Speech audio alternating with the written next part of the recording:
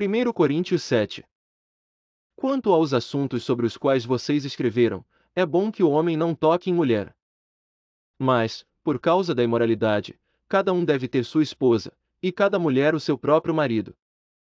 O marido deve cumprir os seus deveres conjugais para com a sua mulher, e da mesma forma a mulher para com o seu marido. A mulher não tem autoridade sobre o seu próprio corpo, mas sim o marido. Da mesma forma, o marido não tem autoridade sobre o seu próprio corpo, mas sim a mulher. Não se recusem um ao outro, exceto por mútuo consentimento e durante certo tempo, para se dedicarem à oração. Depois, unam-se de novo, para que Satanás não os tente por não terem domínio próprio. Digo isso como concessão, e não como mandamento. Gostaria que todos os homens fossem como eu, mas cada um tem o seu próprio dom da parte de Deus, um de um modo, outro de outro. Digo, porém, aos solteiros e às viúvas, é bom que permaneçam como eu. Mas, se não conseguem controlar-se, devem casar-se, pois é melhor casar-se do que ficar ardendo de desejo. Aos casados dou este mandamento, não eu, mas o Senhor, que a esposa não se separe do seu marido. Mas, se o fizer, que permaneça sem se casar ou, então, reconcilie-se com o seu marido. E o marido não se divorcie da sua mulher. Aos outros eu mesmo digo isto, e não o Senhor: se um irmão tem mulher descrente, e ela se dispõe a viver com ele, não se divorcie dela. E, se uma mulher tem marido descrente, e ele se dispõe a viver com ela, não se divorcie dele. Pois o marido descrente é santificado por meio da mulher, e a mulher descrente é santificada por meio do marido. Se assim não fosse, seus filhos seriam impuros, mas agora são santos. Todavia, se o descrente separar-se, que se separe.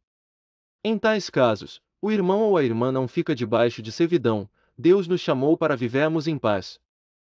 Você, mulher, como sabe se salvará seu marido? Ou você, marido, como sabe se salvará sua mulher?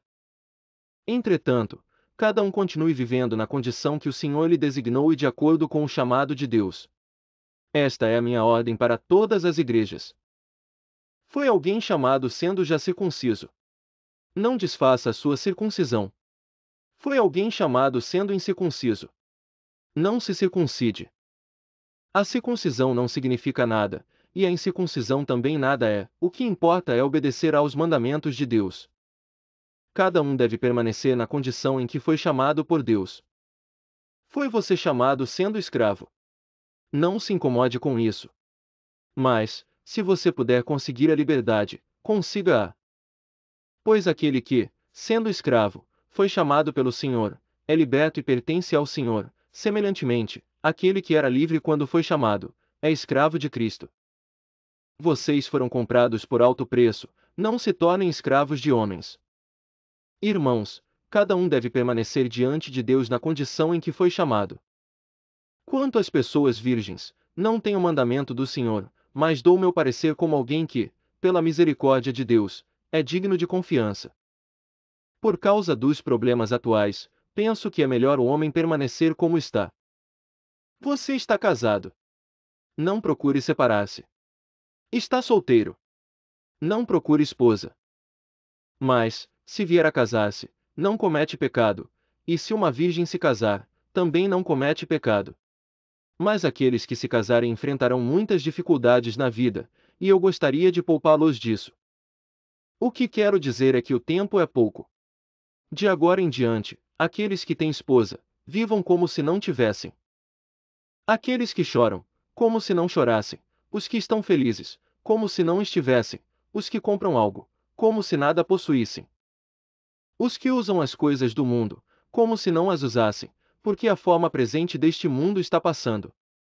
Gostaria de vê-los livres de preocupações. O homem que não é casado preocupa-se com as coisas do Senhor, em como agradar ao Senhor.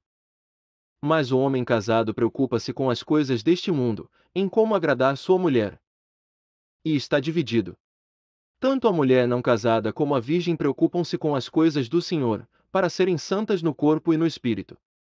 Mas a casada preocupa-se com as coisas deste mundo, em como agradar seu marido. Estou dizendo isso para o próprio bem de vocês, não para lhes impor restrições, mas para que vocês possam viver de maneira correta, em plena consagração ao Senhor.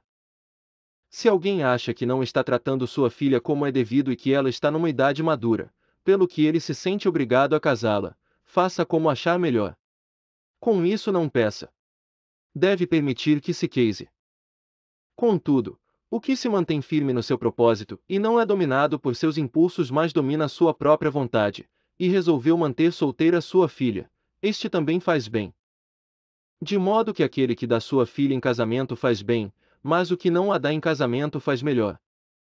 A mulher está ligada a seu marido enquanto ele viver. Mas, se o seu marido morrer, ela estará livre para se casar com quem quiser, contanto que ele pertença ao Senhor. Em meu parecer, ela será mais feliz se permanecer como está, e penso que também tem o Espírito de Deus.